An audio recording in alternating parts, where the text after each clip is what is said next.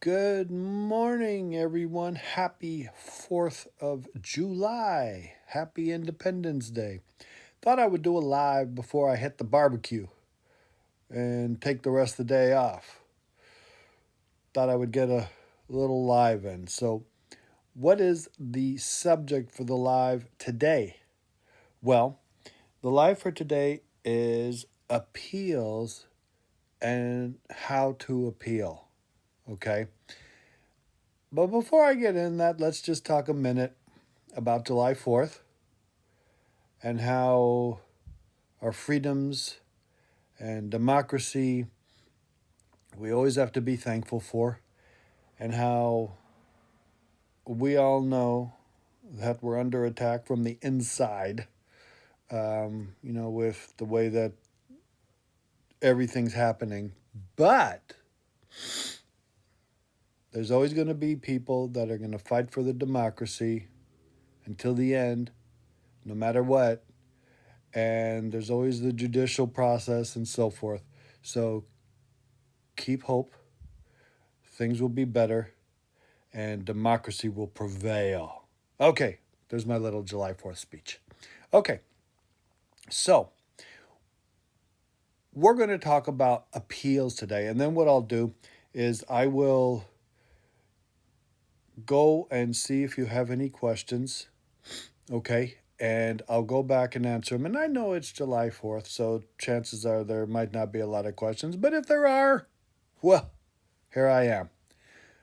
Okay, so, the reason that they have immigration appeals is obviously if you feel the immigration judge or one of the immigration agencies made a wrong decision, you have the chance to appeal it. And keep in mind, there are a lot of appellate agencies under immigration law. I mean, part of the tough part is knowing who to appeal to. And that's a subject for a whole different video, okay? It's not all to the same. But the procedures generally that I use to appeal are similar, okay? And since I've been doing this for 3 decades, they're fairly effective, okay? So the first thing you have to do when you appeal is you have to know what the deadline is to appeal, okay? And that's a drop-dead deadline, okay? That means that it has to be done by that time without exception, no matter what. It can take the agency 3 years to answer you. That doesn't matter. There's no deadline on their part. But you have the deadline. And if you do it 3 seconds late, it's garbage. It'll be thrown out. Okay? So you want to make absolutely, positively sure that you get the appeal there in time. Now, the way an appeal works generally is you don't have to do all the arguments up front. You don't have to prepare the entire appellate brief. You don't have to do everything at the beginning. Essentially, what you have to do in the first instance is to file a notice of appeal and the reason you're appealing. Okay? Now, this is a very important document for 2 reasons. One, obviously, the notice to appeal, assuming it's timely filed, preserves your rights to appeal to try to reverse the decision that was made in the lower court or the lower agency, okay? Or wherever it happened to be under immigration law. And the second part of the notice to appeal that's important is you're going to list on there the reasons why you want to appeal. Now, this doesn't mean all the arguments. That just means the legal reasons why you feel an appeal would be effective. Now, this is very important because, one, it gives a roadmap for what you're going to do. And secondly, if it's not sufficient, then the agency has the right to summarily dismiss your appeal without even seeing the appellate brief, without even ruling on the merits, anything. Basically they're saying This appeal is such garbage. There's no way on this earth that it's ever going to prevail. We're just going to dismiss it right here. There's just absolutely nothing in here that even comes close to meeting what's needed for a real appeal. So you can't just file a notice of appeal and walk away and think you're good for 3 years. You have to file the reasons, and they have to be coherent, they have to be succinct, and they have to be relevant. Okay? I can tell you, normally a notice of appeal is 1 to 2 pages at most. That's it. But normally when I do the notice to appeal, I usually have maybe 8 to 10 reasons for the appeal I'm doing, so that it doesn't get thrown out. I mean 2 reasons. So it doesn't get summarily dismissed, but also so that it gives a good roadmap for where we're going to go. Okay, then what happens is after the notice of appeal, you will get a briefing schedule from the agency or court or the appellate agency, whoever's listening to the appeal, and they'll give you a briefing schedule.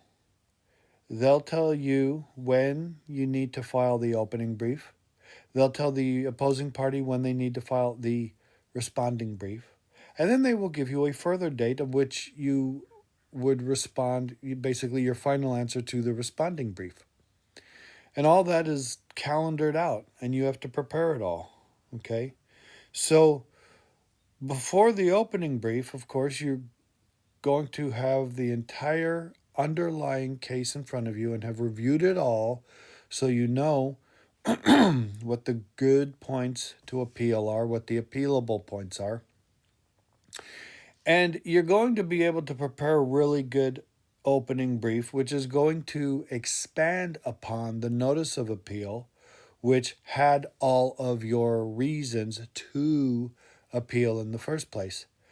And the brief is not the easiest thing to write. Okay, I personally enjoy doing appellate briefs, but then I'm a lawyer. So, it all depends what your apples are, but I enjoy doing appellate work. Okay, so we'll get into a whole nother video on how to do a good opening brief, but for now you need to know that's what needs to be done. And of course, the opposition will file the response brief saying, you're basically wrong on this and that, and the reason that this order issued below is because of all these reasons, and and so forth.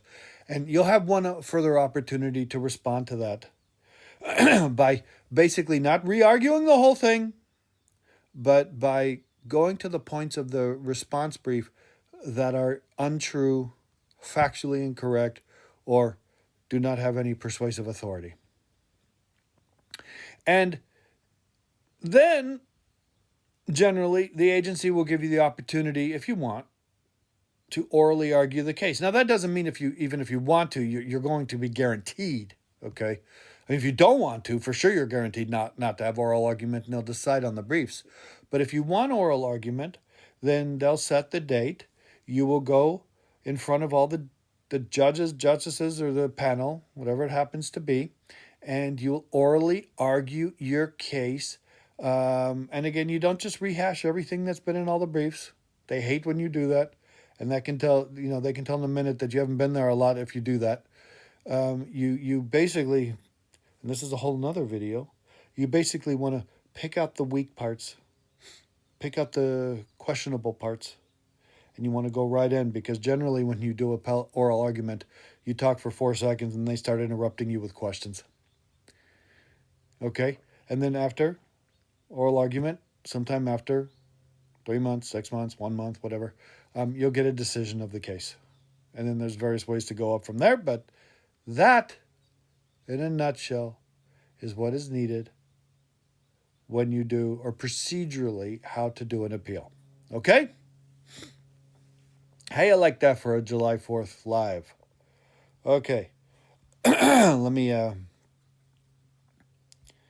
go back here and see what we have as far as questions, if I have any. And if I do, I will answer them. Let's see. Just a second. I just pinned a subscription goal. Okay. What do you think about being married before 90 days? It would be over 60 days. Well, this is for Imaner. That would be a mistake. 60 days is irrelevant. The 90 days is the key. The law is that if you come into the United States and then you do something inconsistent with that status within 90 days, it's deemed the reason you came in the United States was not the reason you said, but for an alternative purpose. Now, let me rephrase this. What that means is they think you committed fraud entering the U.S. because basically you came into the U.S. on a B-2 visitor visa and then all of a sudden you're going to get married. And they don't believe you. They don't believe that you intended to come visit Disneyland and then leave. What they believe is you pretended to come and visit the U.S., but you really came just to marry your loved one so that you could live forever in happy bliss and get the green card. And so the 90 days is meant to prevent people from doing that. So generally, people will wait 91 days. The issue does not disappear. They're still going to question you. But it's a whole lot less of a problem after 90 days than it is before 90 days. Now, that doesn't mean that the world's come to an end if you get married before the 90 days, because it's a rebuttable presumption of fraud, which means that all kinds of evidence can be presented as to why you really did intend to visit and why you really did magically just fall in love and want to get married, okay, within that short time period. Okay? All right. It doesn't matter if you file, this is from the same person, it doesn't matter if you file the AOS after 90 days. They know the game you're playing. I mean, if you come in and get married right away, it doesn't matter you file the AOS, the adjustment of status, 120 days after. They know you didn't come in to visit. They know you came in to use that as a guise to get married. So, if you're going to do that, don't do that. And you need to do it the right way, okay? Consulate processing or, in the proper time period with waivers, various things. There's ways of doing it. Not that way, okay? What you're doing is trying to think how to trick immigration, and they can see right through that. In 2 seconds, okay? Good morning. Happy Friday. Well, happy Friday to you, too. And good morning. And you got the #1 gifter badge. Okay, let's see. One of my friends is applying for the U visa. Is that the right time to apply? Well, if you qualify for the U visa, then any time is the right time to apply. The real question is whether your friend really qualifies, and if your friend knows that there's a humongous backlog on it and it's going to take years for it to go through, and if your friend knows that perhaps your friend might qualify for a T visa, which has no backlog. Okay, there's different options that might exist depending on the case.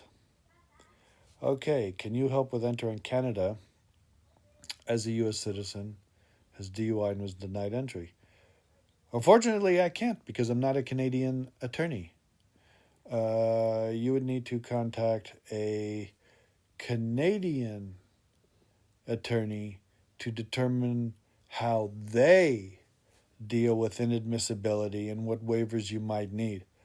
But if you're a Canadian with a DUI and you got stopped at the border of the U.S., I'll be happy to help you, okay? We have all kinds of questions from all over the world today. Yorks, how do I get a working visa in Australia? Well, I have no idea. In that case, you'd need to hire an Australian immigration attorney. Now, if you don't want to hire an attorney, wherever you happen to be,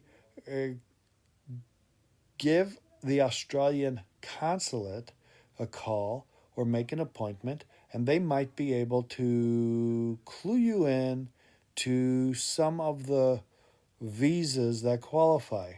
I believe Australia has like a point system, and the points are dependent on your education and work experience and so forth.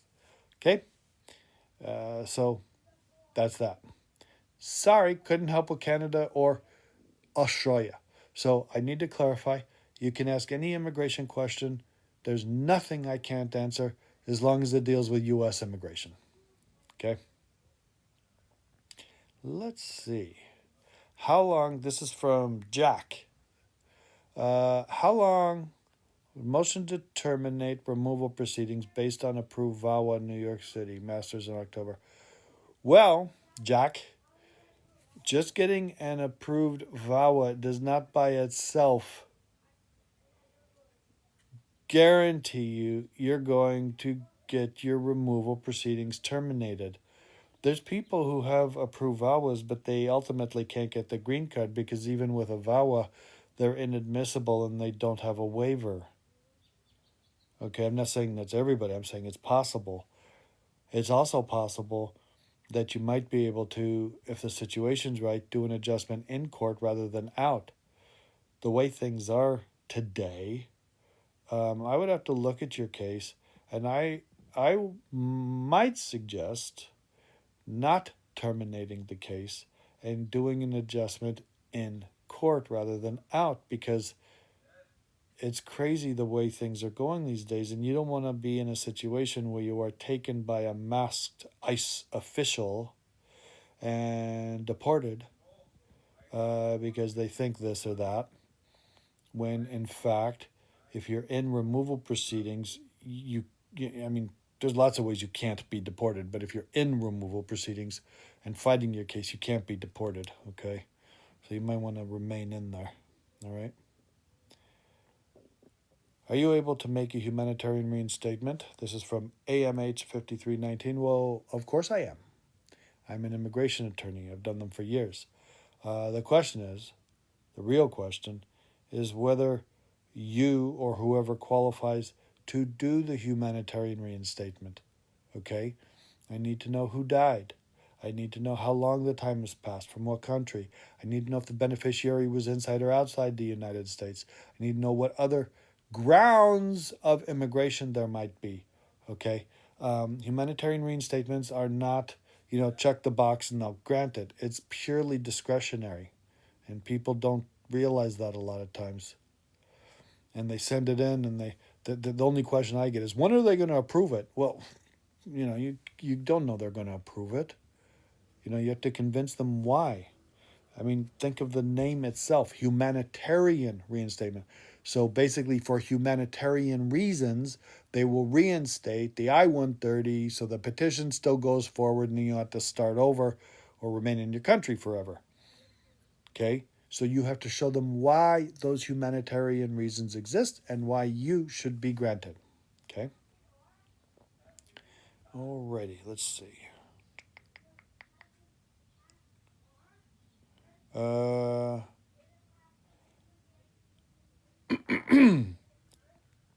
After an interview, if you haven't received a decision after 60 days, what are your options? This is from Ani. Well, first of all, 60 days in immigration law is is very short. Okay, there's nothing stating that within 60 days they have to do it. I mean, there's certain things in naturalization law that they have to make adjudications in certain periods of time and so forth. But 60 days, there's nothing you could do at that time. After a reasonable time, you would make a formal inquiry. Then, after an unreasonable time, you would file a writ of mandate in federal district court and sue immigration for not making the decision. That is a big deal, okay? And it takes a decent amount of work to do it. I can tell you of the ones I've done, virtually all of them have settled because the U.S. attorney doesn't want to go in front of the judge and go, well, it's been 3.5 years, but we still need a little more time to review this 20-page application, okay? But 60 days, no way, okay? You need to relax a bit. It's more like 6 months, okay? All right. How long does USCIS approximately take to decide humanitarian paroles? This is AMH 5319. That depends. I've had, let's say parole, sorry, humanitarian reinstatement. I've had ones that have taken a year. I've had ones that have taken 6 months. Okay, it depends. I mean, it really depends.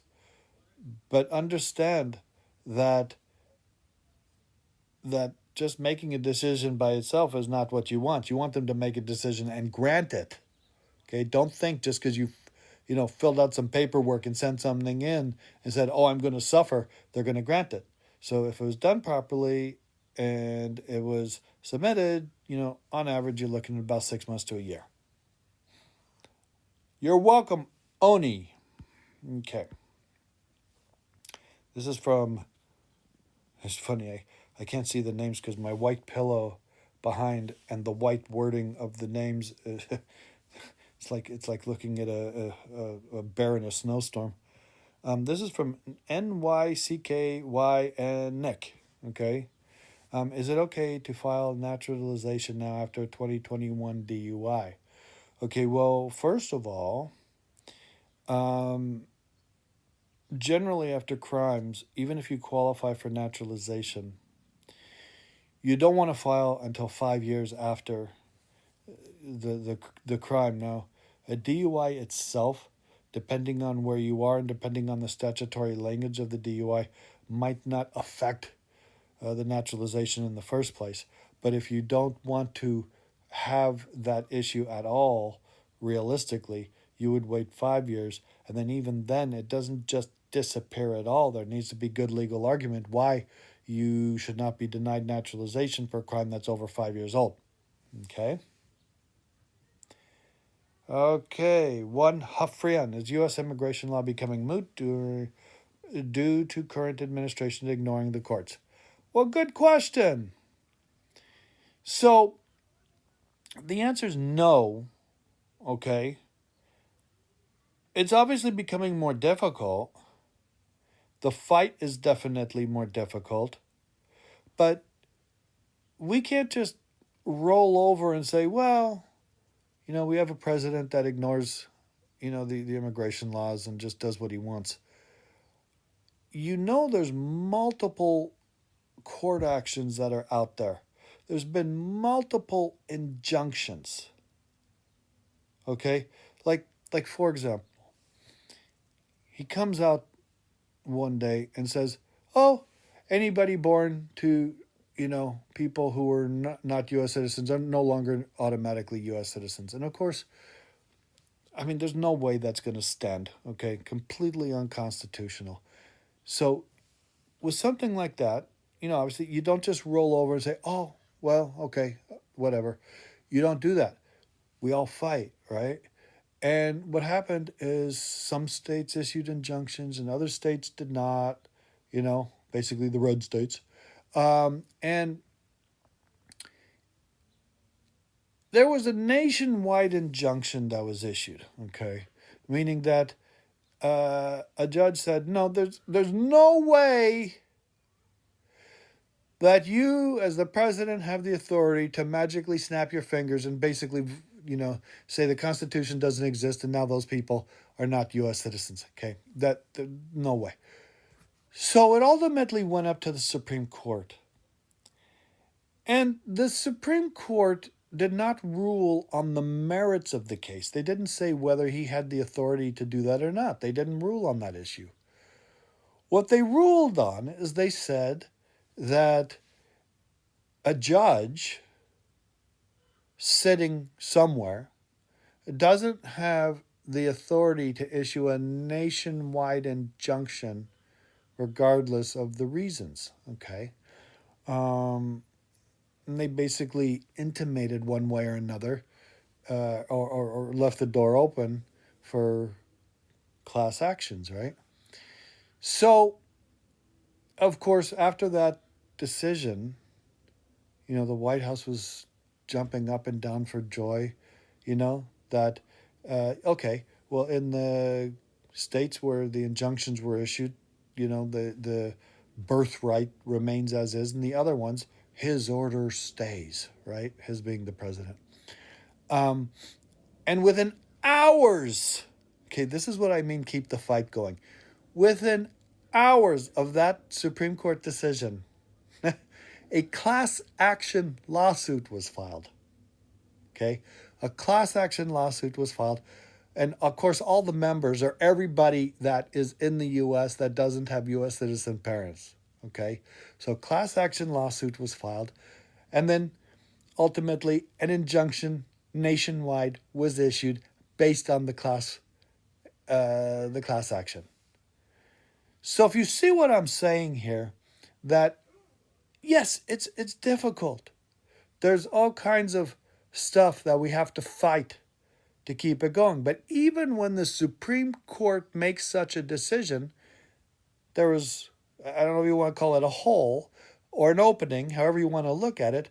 But now, whenever anybody files anything against Trump or what he does, they'll just make it a class action lawsuit. The class action lawsuit will include all of the members that it affects, which of course is all around the nation, and then the judge will issue an injunction based on that. Okay, so essentially they can do the same thing, even though the Supreme Court struck that down. Okay, there you go. So I kind of answered you the long way, but you don't want to ever think that the immigration laws are becoming moot, because if you think that, then you're basically saying laws mean nothing because we have a king that disrespects everything, okay? And he can make it difficult, which he is, and he can make it more difficult, which he will, but the fight must go on. He won't be in office forever, okay? Alrighty. Lola, is it too late for T visa 20 years ago? So I think what you're asking, Lola, is you were a victim of either work trafficking or sex trafficking 20 years ago, and now you want to apply for the T visa, and can you? And the answer is yes. There's no statute of limitations for applying for a T visa. The reality is, though, it's difficult to prove it because, obviously the other side will say, well, everybody and their mother can say, they were, a victim of sex trafficking 20 years ago, but you have nobody to prove it. So if you have the proof, then yes, definitely you should. Now, obviously, what proof you might think might be different than what, like, if I were to look at the case, okay? I mean, I am trained to find proof, okay? So, no, don't, if you qualify, don't just close the door because it was 20 years ago, for sure. Okay. Let's see. Big Daddy. I am a U.S. citizen. My wife's waiting for an interview for the last 3 months.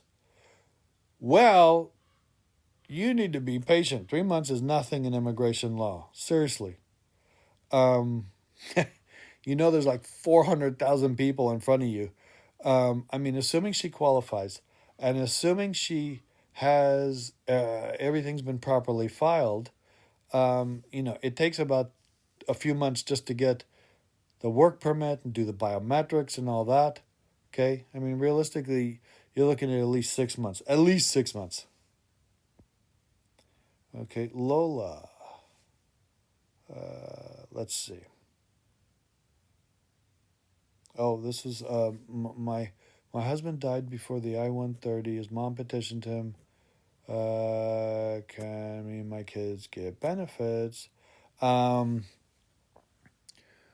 Okay, so basically you're saying the beneficiary died, you're a dependent. So no, you can't do a humanitarian reinstatement in that case because it's the beneficiary that died. There might be other ways, not on that petition though, that I might be able to help you. So give my office a call. Okay. Can you this is from ID Boss. Can you vacate a conviction in another state that is not California? You're asking if I can personally? No, that is state law. If it were federal law, then perhaps, but that's state law. So the way I work it with state law is I'll communicate with a local attorney to let them know what needs to be done. Because there's one thing vacating it for one reason. There's another thing vacating it for immigration. it needs to be properly done, because I've had people, unfortunately, who have successfully had something vacated only to find that their immigration is exactly the same because it wasn't done properly. So I would communicate and work with the local criminal attorney in order to make certain that the vacated conviction applied and was properly used. Okay. AMH 5319, is a joint sponsor allowed to help for financial along with subsequent sponsor to file humanitarian reinstatement? Well, you have to have a sponsor with a humanitarian reinstatement that shows you won't become a public charge. So you just need to find such a sponsor. Okay? If you can't, there's ways around it, but first things first, you have to do that. Okay. It's getting to be near barbecue time. What do you think? Okay, let's see, just a minute. This is from UK 123456. Can you appeal a denied I-130 due to, and you have T asterisk asterisk asterisk ism? Are you talking about tourism? Terrorism? Can't get any info. Tried to apply for B1, B2. Well, I need to know what your ism, your T asterisk asterisk ism is. Okay. You're welcome, Lola. Okay. Bobby, is there any renewal fees for an I-765 and I-131 under VAWA filed before April 2024? There's different dates that things went into operation, and that I don't have at the top of my head, so just send me a message. I could look it up in 2 seconds. Let's see. All right, from Jibai. I have a 10-year removal and finished 8 years already. Then I got a 212 waiver. Can I apply for the I-130 adjustment? I have one question for you. Why didn't you apply for that before?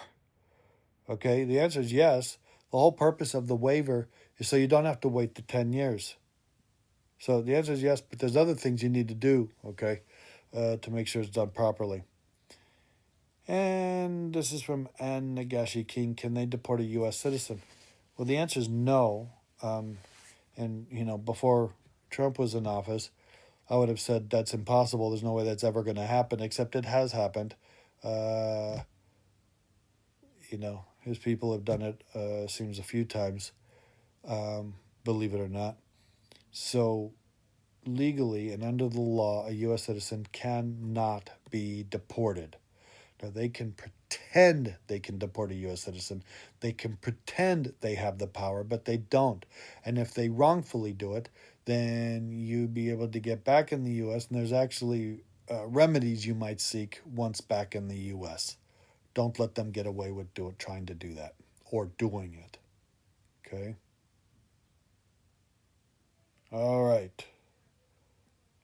Well, UK 123456, you say it's the second one you said.